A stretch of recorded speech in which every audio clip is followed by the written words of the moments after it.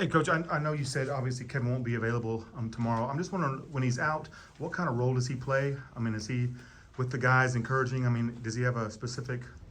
I don't know that we've defined a specific role, but we really don't need to. He's kind of become an assistant coach, and I think he's done a good job helping the guys. Maybe they don't play as many minutes while they're not in the game. At least he did the other day for sure. I had to tell him to be quiet during one timeout. So, but no, he's kept a good attitude and been stayed positive and all those things. And I know second to last home game, has it gone by fast this season for you? Has it been what you expected, or do you ever look in terms of like, wow, we're already here? Yeah, I think I could say that now. But you know, the older you get, Shay, the faster things go by. It's, you know, Christmas even comes quicker now the older you get. You know, back when you're young, you think that the next year will never get here. And when you get older, you're like going, the next year seems like it was, you know, is a month away, you know. So, yeah, so the season to me has gone fast. Even though we've had our frustrating moments, it's gone by fast. Last 24 hours, Bill, there's been a conversation on court storming. There have been people who said there should be, you know, legal ramifications for the kids who storm the court. Others said just let them do what they want. Where do you stand on court storming right now? Well, I certainly don't think it ever should be let them do as they want.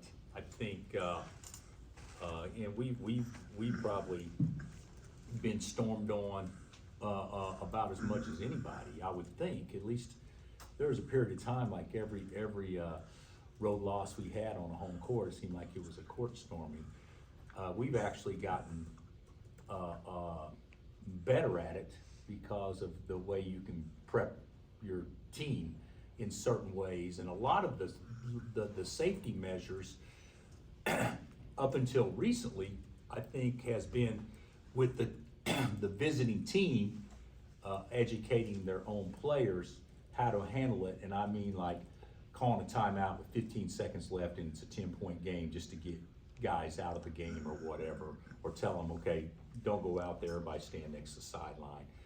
You know, those things happen, but even with that, that should not be the responsibility of the visiting team to educate their guys. I don't like it. I wish they would legal, outlaw, but I would think the leagues could certainly put stiff enough penalties down on places that do, that would certainly deter those things from ever happening, at least in my standpoint. And the one that everyone's talking about as of recently, that was one of the quickest ones I've ever seen. I mean, that happened so fast, and if you don't have the proper security in a situation like that, it would be hard to imagine that fans do not come in contact with visiting players, which could lead obviously to injuries or maybe legal things down the road. So I would hope they could just totally do away with them. We haven't stormed a court here. I don't know if we ever have in you know, my time, but even before that. And I'm not saying that in any way, shape, or form that that's the way it has to be or we're the standard. But I do believe it's gotten way out of control.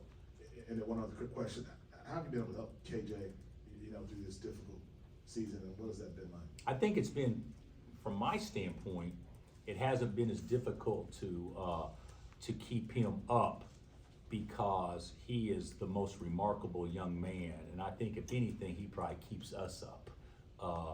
You know, they say, you know, that a lot of times, you know, that players can learn so much from coaches. Well, in this situation, I think we've all learned from him how you take an adverse, tragic type situation and handle it with grace and still yet uplift others. So I think he deserves the vast majority of the credit. I think his family does as well.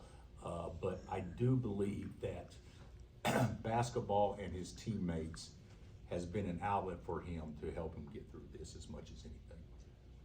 Bill, a different team we haven't seen with a different style. Does it almost feel like a non-con or a tournament game? And then describe their style and what makes it unique. Well, they're going to shoot a lot of threes. I don't know what they're averaging on the exact number for the year. Is it 34 or 35 attempts a game? 33 attempts. That's for the year. And You know, if they, like the other day, we made 3 threes, is that right? And played really well. You know, if they make 13 threes, they've already outscored you 30 points from the field, you know. A situation like that, if we were to make 3. So it's actually a good style to play. You got, you know, 5 guys with their starters that can all shoot 3s, and then you've got 4 guys always in the game that can shoot 3s, even when they go to the bench.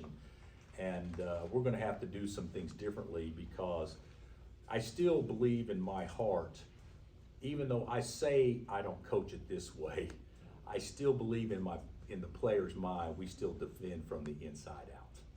And this is a game we need to defend from the outside in. And even though I don't say that, but I think the way that we teach things and everything, you know, no easy basket, no straight line drives, no angles on the post, all these things are things that you really put in kids' mind that this really impacts you. And if they shoot 33% from the field, they've had a great from 3, they've had a great shooting night, because that's the same as shooting 50 from 2.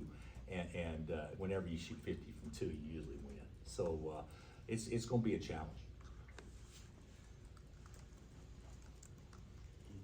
Yeah, with BYU and the 2 different kinds of play styles they've got from their centers, with Khalifa and Traore, you know, you got Khalifa who can shoot and pass, and Traore is a bruiser. Just what kind of challenges that present, and what kind of dimensions that add to their offense if they've got those 2 separate kind of guys? Well, I think it could impact how you guard, you know, ball screens, dribble handoffs, all those things. It could impact if you switch or don't switch. You know, there's a lot of things about that could, and you know, and we studied it, you know, pretty intently, and it does make them harder to guard, because I don't think you can have one recipe for success.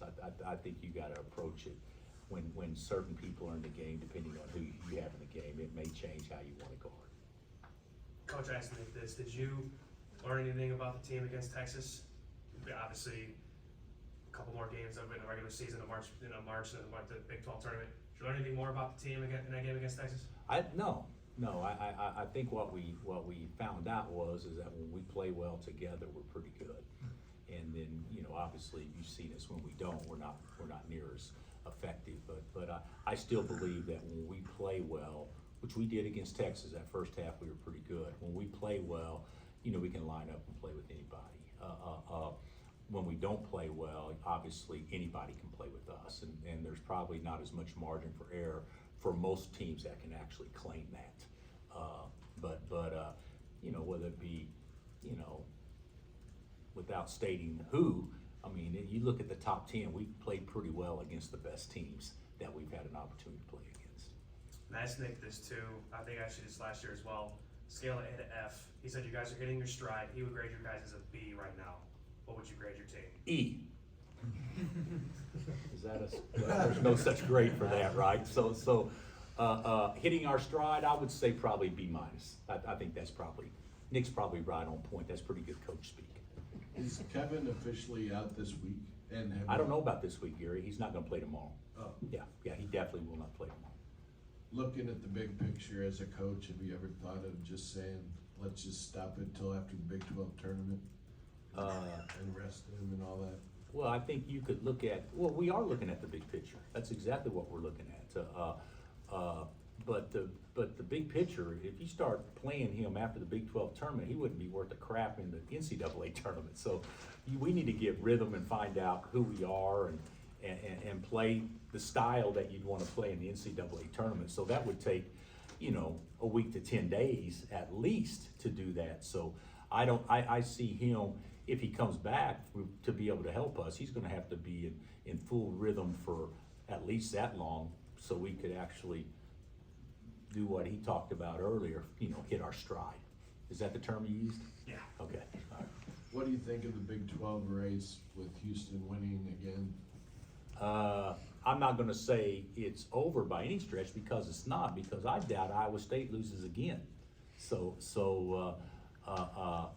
I would like to say we could be in there, but for us to even be mathematically capable of being in there, we'd have to go undefeated and they'd have to go 2-2. So you know, it's come down Not saying that can't happen, but the likelihood of that happening are not very great. So I'm sure that the two teams that need to be talked about are Iowa State and Houston. You know, they've had the best years in our league so far. Anything else? Next, Coach.